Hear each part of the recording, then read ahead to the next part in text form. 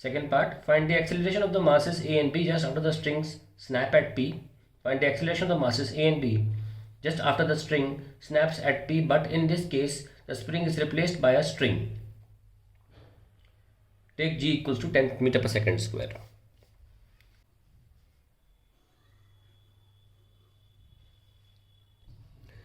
So अब diagram बनाने के बाद let's see how we can go ahead with the question. पहले हम इसका एफ बना लेते हैं. पहले हम टेंशन मार्क कर लेते हैं, टेंशन टी, और यहाँ इस पुलिस से ऐसे बना सकते हैं हम टेंशन, जिसकी वजह से यहाँ पे 2t हो जाएगा. और 2t हो जाएगा तो पहले हम ज़रा एक्सेलरेशन में रिलेशन निकाल लें.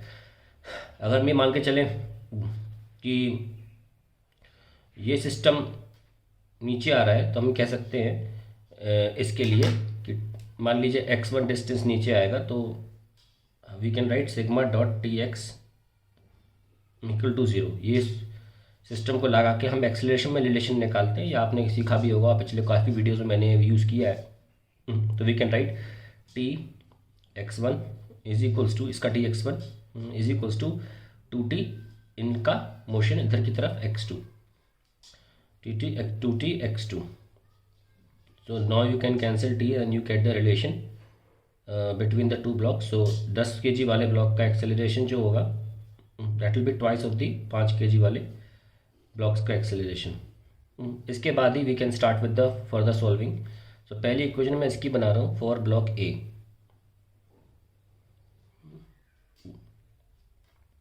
इधर की तरफ होगा 10g sin 60, इधर होगा टेंशन, और इधर है 10a. So there is no friction here. So we can write 10g sin 60 minus t is equals to 10a. और इसको अब चलिए बेटर होगा हम 10 और 5 लिख लें, क्योंकि फिर इन दोनों का ब्लॉक का सेम होगा ना, क्योंकि दोनों एक ही रस्सी से बंधे हैं तो इनका एक्सेलरेशन तो सेम होगा. तो हम इनका नाम बेहतर होगा A10 और A5 लिख दें. ये तो हमें BC लिखना पड़ेगा anyways. So we have 100 into √3/2 minus t is equals to 10a10, और 50 √3 minus t is 10a10. ये आपकी फर्स्ट इक्वेशन. अब हम ब्लॉक बी की बात करें तो क्या इक्वेशन निकल के आती है फॉर ब्लॉक बी. ये आपका 2t है. यहाँ मैं टेंशन का नाम अलग रख रहा हूँ t डैश, क्योंकि रस्सी बदल जाए तो टेंशन बदल जाती है, और ये इधर मूव करेगा 5a5 से. So we can write 2t minus t dash is equals to 5a5, और हम देख सकते हैं A10 2 टाइम्स ऑफ A5. वो आपने रिलेशन देख लेंगे हम. ये आपकी सेकंड इक्वेशन आ गई. और थर्ड इक्वेशन यहाँ लिख लेते हैं फॉर ब्लॉक C. यहाँ 5g sin 30, यहाँ पे t डैश, और ये ऊपर मान लेंगे हम. So equation will be t dash minus 5g sin 30 is equals to 5a5, और ये 50 है. sin 30 1/2 25, तो t dash minus 25 is 5a5. So now let's solve these equations. हम इनको सॉल्व ऐसे कर सकते हैं कि हम डबल से मल्टीप्लाई कर सकते हैं. तो हमारे पास सारे टेंशन कैंसिल हो जाएंगे. 22 10 20a10. And the acceleration of the 10 kg block will be, as we know 10 kg block is 2 times of A5, so we get 2 into 3.46, that is 6.92 meter per second square. So that is the first part we have solved. Now second part as you can see is find the acceleration of masses A and B just after the string snaps at P. So अगर हम यहाँ पे देखें तो P हमारी ये दी हुई है सवाल में, तो यहाँ पर अगर हम काट दें तो हमें एक्सेलरेशन बताना है. देखिए हम बिल्कुल डायग्राम कैसा बनाते हैं यहाँ से देखिए. अगर हम कैंसिल कर देते हैं तो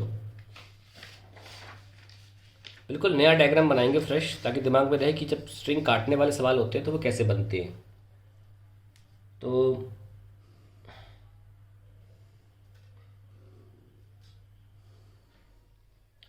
अब ये तो किसी रस्सी जुड़ा ही नहीं है, तो ये बिल्कुल अपने एक्सेलरेशन से गिरेगा. ये वाला let me call this block C दे भी रखा है, तो ए सी विल बी, ये 30 डिग्री है और इसका मास जो है 5 है. So answer will be 5g sine 30, that is 25, sorry mass नहीं लीजिए, 10 into 1/2 that is 5 metre per second square. और इनकी जो कहानी है वो कैसे होगी,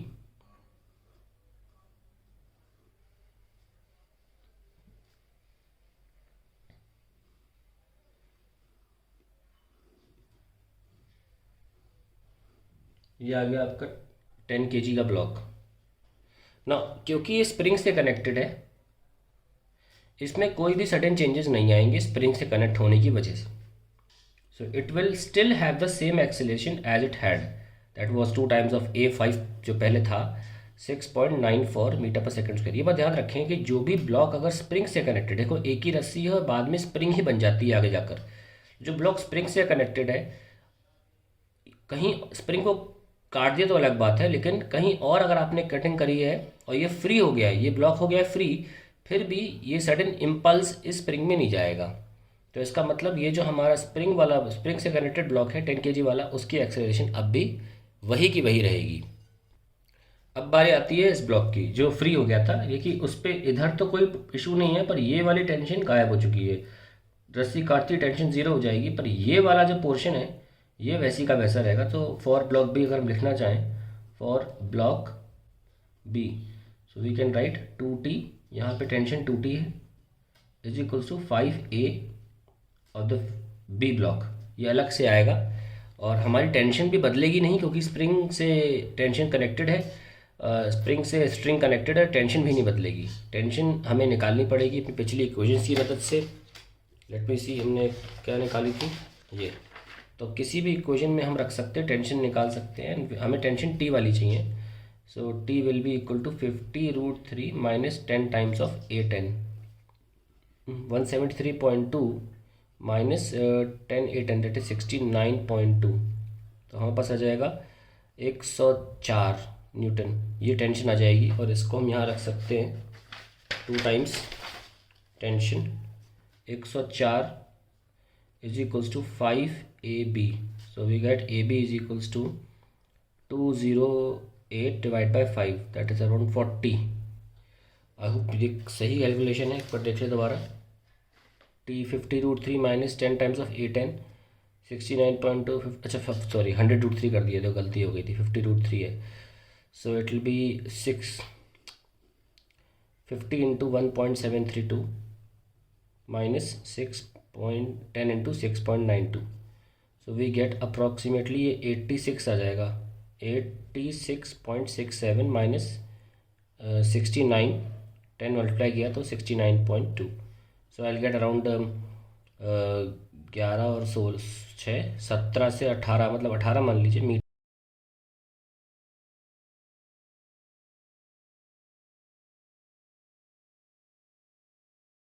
Now the third part says find the acceleration of masses A and B just after the string snaps at P, but in this case the spring is replaced by a string। अब अगर ऐसी बात है तो देखिए diagram कैसा बनेगा। हमारा जो स्ट्रिंग स्नैप्स एट P वाला का पहला पार्ट था, जैसे कि C ब्लॉक का एक्सेलरेशन, वो अभी भी वही रहेगा। A C block will be still be 5g sin 30, that is sorry 5 नहीं 10 into 1/2, because we are only finding acceleration, so 5 metre per second square, ये फैक्ट नहीं बदलेगा। और यहाँ पर आप का जो इम्पल्स है वो सडनली पहुँच जाएगा, कि बात अब स्ट्रिंग की हो रही है।